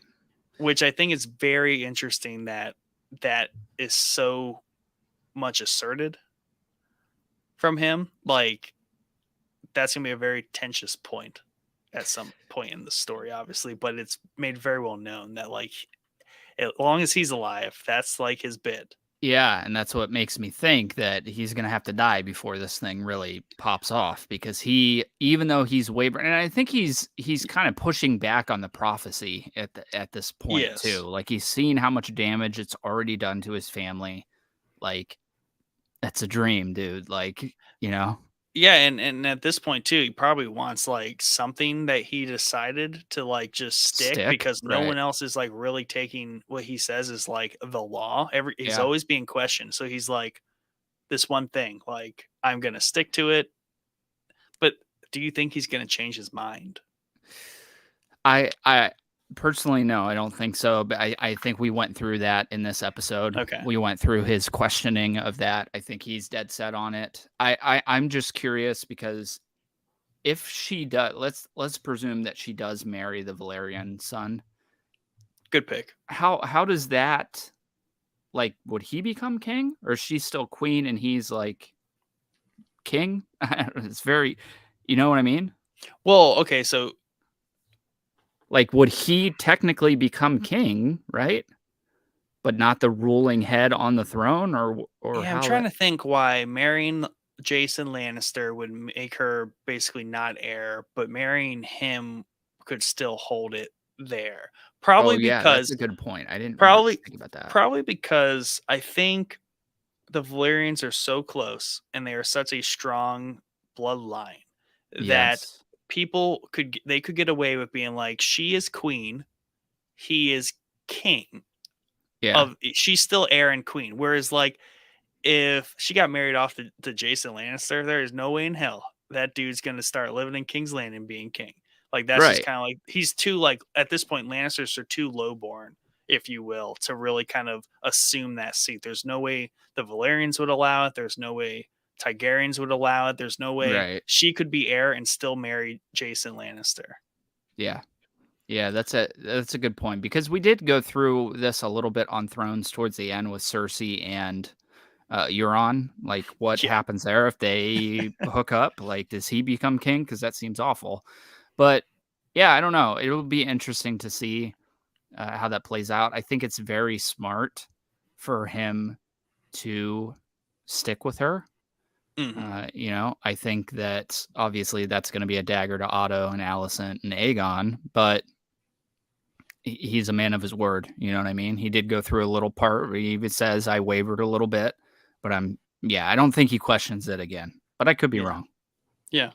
It'd be a very big blow to her if he did do that. Yeah. So finally, we arrive at the Stepstones, and I really love this intro shot where we have these three ships. They're getting shot at from like the pirates, right, and just launching fireballs at them. Yeah. But we get this like overview pass of this high outcrop on this island, and it's basically a war council Yeah. of Corlys, um, Lyrion, what's his name? Yeah. I can't remember. You just said it a little bit ago. His son. Yeah. Who was suggesting marry Rhaenyra, and then his brother, Corlys's brother, and then Daemon kind of rolls in on Caraxes, and off in the distance at the beginning, Caraxes just like torching Yeah. this island, which is a nice passive thing to as a placement for setting. Like, hey, we're gonna have a meeting over here. Dragons just burning people over there. Very, very normal. Yeah, I thought it was funny because one of those ships gets absolutely wrecked while they're discussing how little ships they have and how little people they have as well. Yeah. So things But aren't good. Things aren't good in this war, no. and they're going very poorly. But my favorite part of this scene, before like the fight, is how much Laenor, um, Laenor, that's it. Yeah, Laenor yeah, is just like commanding the table. Like, he's outlining why they're losing, why the bad guys are winning, yeah. Yep. why, and he offers the solution. Like, someone just needs to like offer themselves as bait. And then he even like talks down to his uncle and just like, dude, like, all you do is complain. Like, shut Right. up. Yeah. Um, Yeah. I love it. and his dad's just standing there like, yeah, man, like, get it. Like, you know what you're Yep. doing. So I just really like how quickly he became a very strong character. Yeah, absolutely. Yeah. And kind of like a warrior. And this is something that Rhaenyra likes. She likes someone that has seen combat and Yeah. can do it. So maybe that's a point to Seems him. like the perfect match, and he's a dragon rider as Yep. well. Seems like the perfect match. But it does bring up, questions like we said with the king and the queen Yeah. and succession. But it is a good power move to bring the Valerians back into the fold because they are somewhat walking away from the fold Yep. to a point. You know what I mean? Yeah, this is literally them like kind of going off and doing their own thing with Damon, Right. just like Damon's doing. He's walking away from the fold. Like Yep. you guys don't want us to be in this, so we're just gonna go do things ourselves. And that's Damon is what it is, but the Valerians, that's a huge loss for the crown. The biggest navy, the most richest house, and Sounds like the Navy's a little smaller now. but it might be a little bit, yeah, it might be a little bit smaller now, yeah. But yeah, so Damon and like all the men here just look tired. Damon rolls in, he's like kind of feeling defeated. There's a little weirdness in that Laenor kind of is like, hey, we need to offer someone as bait.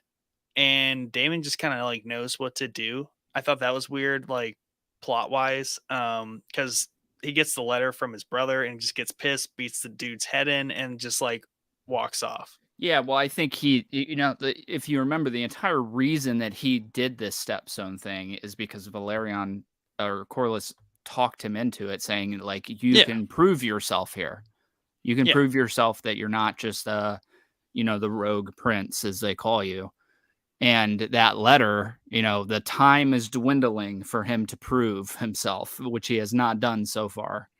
And that's what sets him off. And that's why, I don't know. I'm not a big fan of beating the messenger up. Like, it's just poor but management.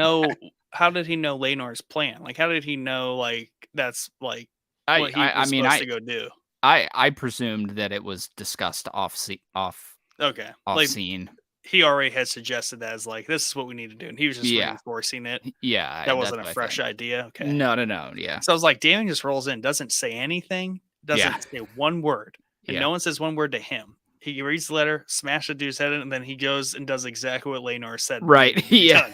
I was like, dang, like dude can read minds. Right. He definitely can read vibes. He was, because even he looked at like the men, he was like, getting pissed. Yeah. Getting really angry here. Right. I can only burn so much island before I'm out of options.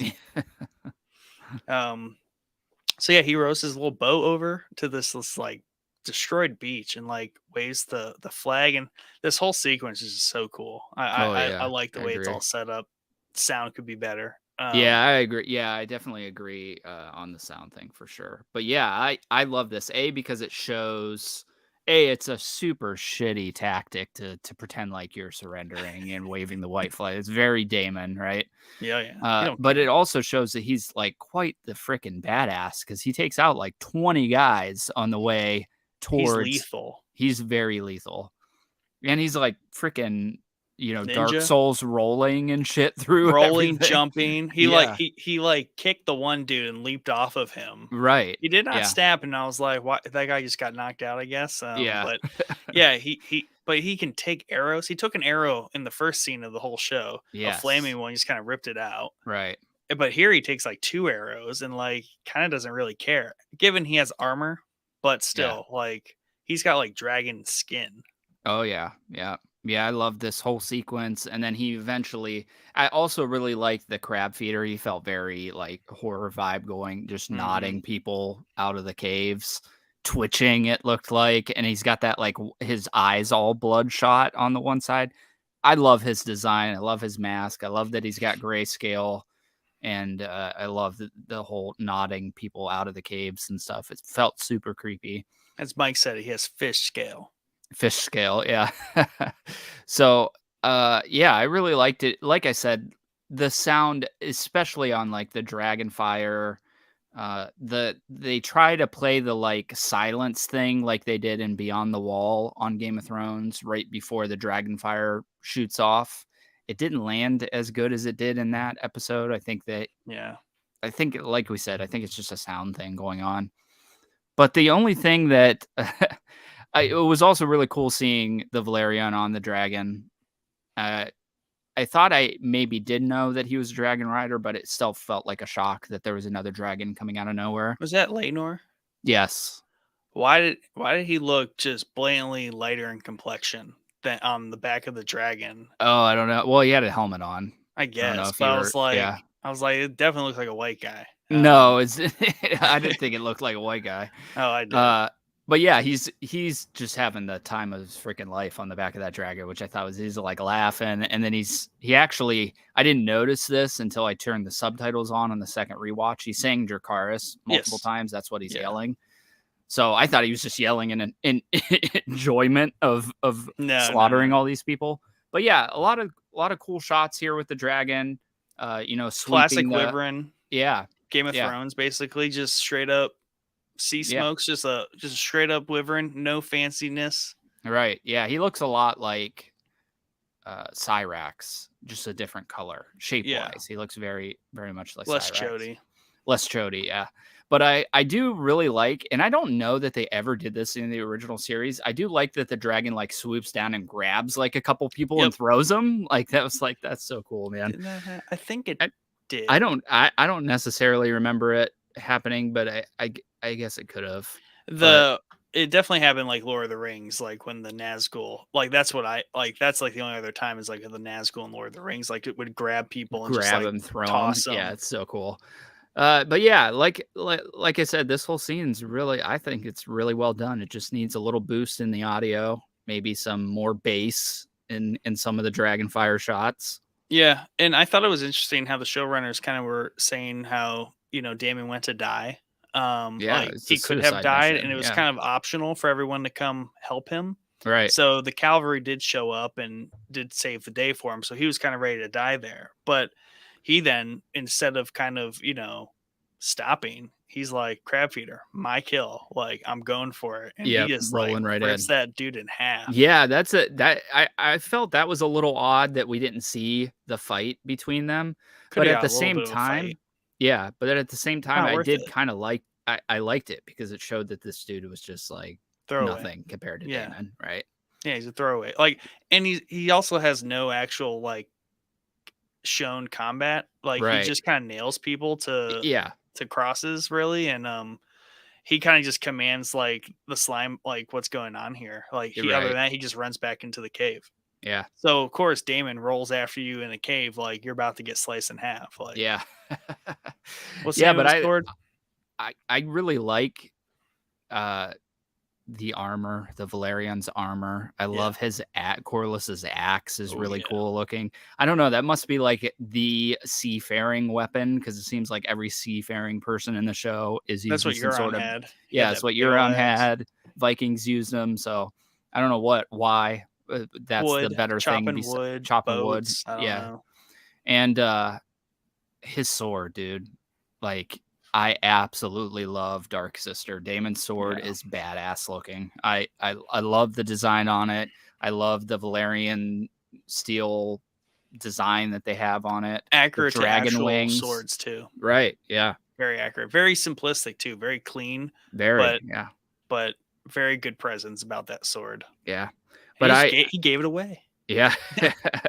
But I agree with you that this is the Daemon moving forward. Like, he was reborn coming out of that cave. You know what I mean? He's got his purpose. He knows what he needs to do. So we'll see how the next couple episodes go, because I assume that he's going to come back and try to brag about what he did, right?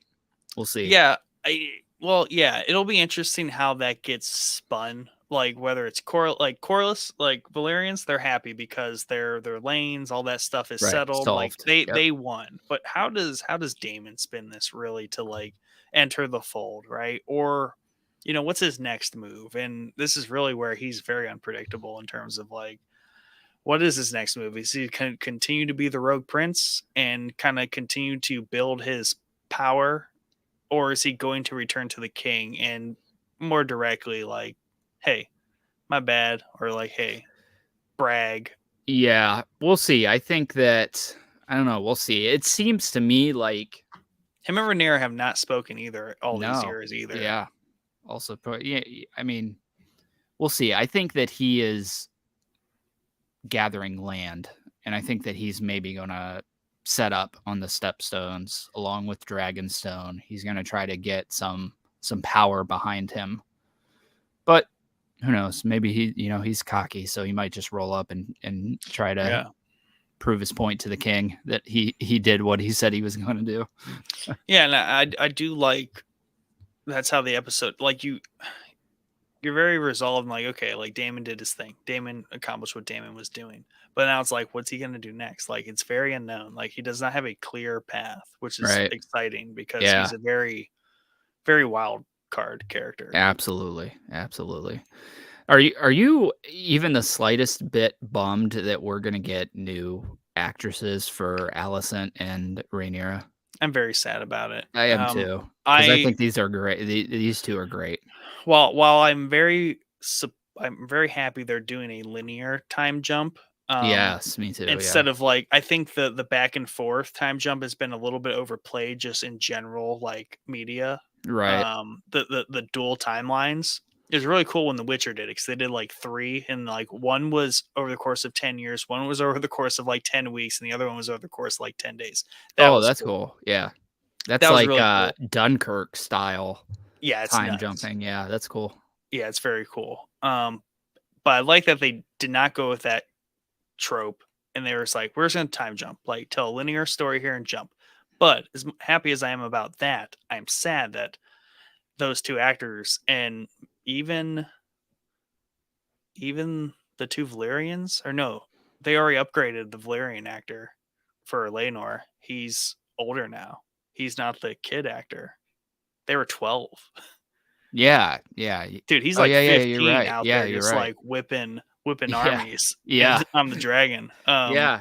We'll see. I don't know, man. I feel like Rhaenyra is a fantastic actress. Yes. I think she does great in this. It's a bummer that she's going to get a different actress. I think that, maybe they didn't know how this first part of the series was going to land for those two.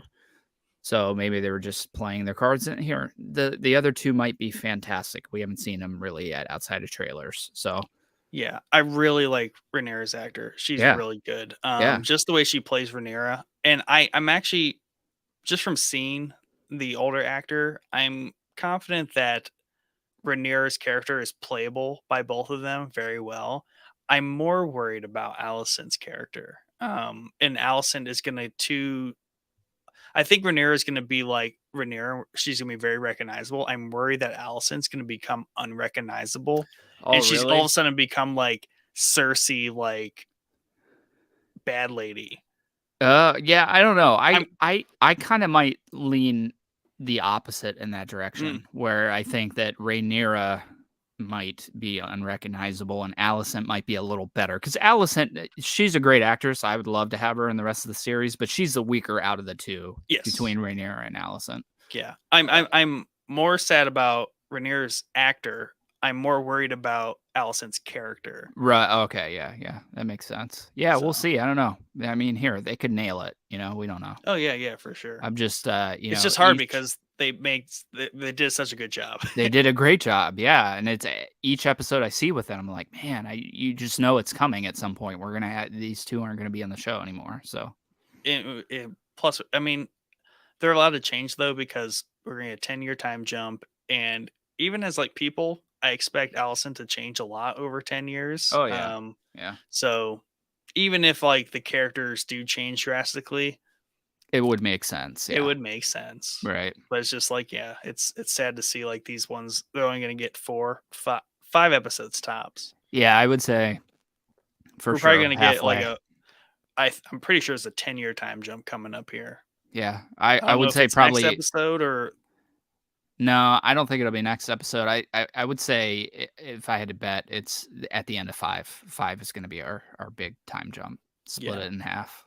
But I do appreciate how much, like, just keeping in mind that like these first episodes are just setting up this wider story. Yeah, we got to set up the characters. Yeah, and that hits a lot better than just like starting at the beginning of like the action, which you Yeah. normally would make a show off. Instead, they are weaving in a show before the show. Yeah, They kind of like absolutely. prep it all, which Right. is good. It Yeah. makes everything more impactful. So I it's agree. different. It's different. But yeah, that's about it for this episode. I did not That's a watch wrap. any of the teasers Oh, you for the didn't? next nope. Can't remember if I did or not, to be honest with you. I think you kinda have to, don't you? Because they're before So I the figured it out. okay. They don't title it. Right. It literally reads like 1 hour 3 minutes when you watch the premiere. When you watch it at least the next day or on second viewing, then it's an hour and 12 minutes long and all the after stuff is there. Oh, okay, gotcha. So when I do that on my second watch, I literally just skip to where they're just the Okay. showrunners are talking. So Gotcha. Yeah, they yeah, really should separate that or give you a skip button at least to skip through the preview. yeah, or maybe put it way at the end. They should just know that people want to listen to them talk about the show. I don't know. Maybe people like the previews, but the last two times I like even saw glimpses of the previews, it really ruined It's like hard. Yeah, it's hard in this time frame because we're jumping so far ahead. We don't know what's coming in the time jump ahead. Like I wouldn't have guessed if I didn't watch the preview for this episode that we were gonna jump to Aegon already being born, two. and you know what I mean. Yep. So Yeah. Cool. yeah, I think I'm just gonna skip them from here on out. Like I saw the trailers they released before the show. I'm good from here on out. I don't want to read the book. I'm gonna take it step by step, episode by episode. Such a good series. I Loving agree. it. Yeah. Hey, and early review numbers are in, but this I believe it was like an 8.8, 8.2, and this is like a 9.2 currently. Obviously, it doesn't have Oh, as many reviews? reviews in quite Yeah. yet, but like each episode, like it's hitting just as hard as like the prior two. Like we have not really seen a fall off yet. Nice. Usually you see some sort of fall off, especially after a premiere, and then I then usually was you get them back on the finale. yeah, I was shocked at the viewership did not fall off, maybe even went up. It Did it went up. even yeah, it went up. So Yeah, that's really rare if you it look gained at like most two hundred shows. thousand views Yeah, on the premiere. which is wild, and I thought that we would drop for this episode because of maybe Lord of the Rings was gonna stop people from watching it night of, but And I I like try to watch Lord of the Rings, man. Like, yeah, I don't know. You know how I feel about Lord of the Rings. I'm not the biggest fan of Lord of the Rings, so yeah. maybe somebody that likes that world likes the show, but I wasn't vibing with it really. It's a little Yeah, slow. yeah. I'm good with it so far. It's got room to go better or worse, so I'll let it do its thing. But Yeah, I might just wait till it's all out and just binge. that's It probably the seems better like way to do it. a binge show to me, you know. Yeah. But some I think is important to remember the way Amazon reports their numbers, since they don't do a premiere like HBO does, they really just gave out the first day 24-hour viewing. So they hit 25 million in the first day, and that's on two episodes. I do believe, even if it was the first episode, the point is that was a full day of Right. viewing. Game of Thrones here is hitting that 10 million mark on the premiere The episode is how hour, they yeah. clock it in. So Yeah. like on the premiere 9 o'clock, like we got 10 million viewers, which, Right. maybe that's apples to apples, 10 million on a premiere to 25 million on the day. And I want to say the 10 million on the premiere is the stronger number. Yeah, I would think so. Maybe, yeah. Who knows? Because I don't know. not everybody's gonna watch it right when it premieres, right? Well, I Right. would say a vast majority of people are not gonna watch it at 9. Right. But You know what I a mean? ton of people do watch that night. So I wonder Right. what the like general viewership is just like Over the passively day. after. Yeah. But again, like us, like the Game of Thrones crowd, like we want that 9 o'clock premiere. We are all sitting down and watching it Sunday 9 o'clock. Yep. Don't mess it up. Meanwhile, Amazon's releasing like 2 episodes on a Thursday night. Like Yeah. They should have impressive. yeah. I mean, it's do they do The Boys weekly? Yes. Oh, But do they don't they? do premieres. That's the thing. They don't do premieres. They do just like it releases like really early in the morning, like Disney does, which Oh, I wish they interesting, wouldn't do. because Bosch, which is a show on Amazon, their first show, I think, they used to release it just the whole thing Netflix style. So it's interesting that they changed. Yeah, it's a mix. I think Amazon's more on the weekly kind of thing, but they still release it like for the day. Yeah. I'm a big fan of. Well, it depends on the show, but I think more services should do that for some more shows, especially like I don't know. Game of Thrones just makes sense. You have to do it 9 o'clock on Sundays, like it's a ritual I thing. agree. Just like how the Yes. opening still Yeah. has the same music, it's a ritual thing. Yes, I agree. Well, that does it for us this evening. We'll see you back Yes, next Monday to do episode 4. Very excited for episode 4. Like, I really feel like we are being propelled further into what's happening. Yep. Join us Thursday this week for an unannounced topic, mostly because we don't know what that topic's going to be. Yeah, because we haven't announced it to ourselves yet. But we will find a topic and it will be good. We just have to get past this episode because we really like talking about we just talk about House of the Dragon. Right, let's do it.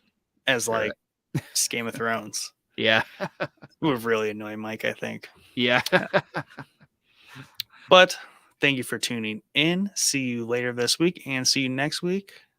Have a great evening.